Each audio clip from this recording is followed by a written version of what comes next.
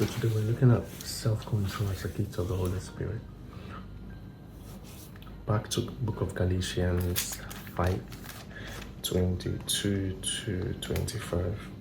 But the fruit of the Spirit is charity, joy, peace, patience, understanding of others, kindness and fidelity, gentleness and self-control. For such things there is no law or punishment. Those who belong to Christ have crucified the flesh with its vices and desires. If we live by Christ, let us be led by the Spirit. So this, I'm reading from the Good News Bible, Galatians 5:22 to 25. So what does it mean to have self-control as Christians at your workplace? Now, there are some things self-control is not. So I'll start with saying, as Christians at work, self-control is not willpower. The ability to be self-controlled is being led by the Spirit. It's an English word, but to say that as God's own children, that we must have the spirit of self-control, to me, it's so much of knowing when to speak, ability to subject self-will to God's own, under God's, it's like you're subject to a higher power, in layman terms, but it's subjecting yourself to the Spirit of God. There'll be times when it's easy for you to, I keep saying self-control is your ability to, that may make you look matured, but you're not matured. It's you understanding that it's not completely about you anymore. Knowing that there are times when you simply would have given your own hot sticks and responded as it is hot in Nigerian terms, as it comes, but knowing that you're spirit-led or subjecting yourself to being led by the Spirit would mean that you would not completely give your hot stick, but you would not be passive either. It would simply mean you're going to look at things from a new perspective.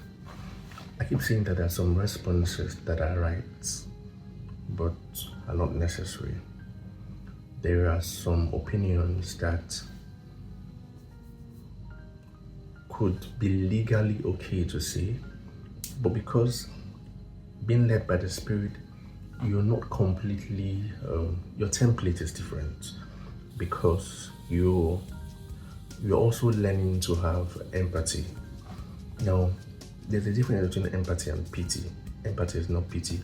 Empathy is understanding simply that someone said, someone offends you, and you know the old you would have beaten you up completely, but because you understand that you are now under a new government, you simply look at the person in your mind and say, God saved you, I would have beaten the hell out of you.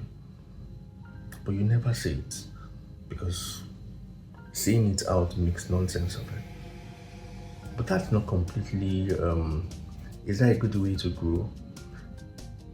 It's growth in the beginning, but with mastery and time, you begin to choose what matters, really. The main reason why Christians, as God's children, the right place, you must have self-control, is that you're growing.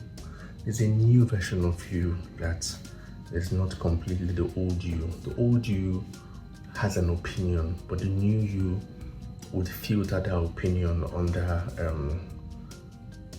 what would Christ ask of me in this moment? What would Christ ask of me? And which would make you not completely respond out of emotions most times. And I think that's more important for us. If we continuously grow in self-control, we would become better versions of ourselves. We would have empathy. We would be slow to anger. We would be slow to respond. But we would grow in mastery of being in control of ourselves, because It's not everything your self seeks for that it gets because you're subject to a new government.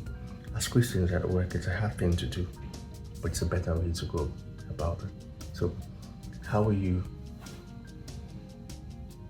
expressing your being self-controlled as a Christian at work? Cheers to the amazing week, and I hope you continue growing it. It's a marathon. It's not something you do immediately. It's something you start, and it's something that makes you better. It doesn't make God better. It simply helps you grow in character and as being self-controlled. Cheers and amazing. My name is Charles.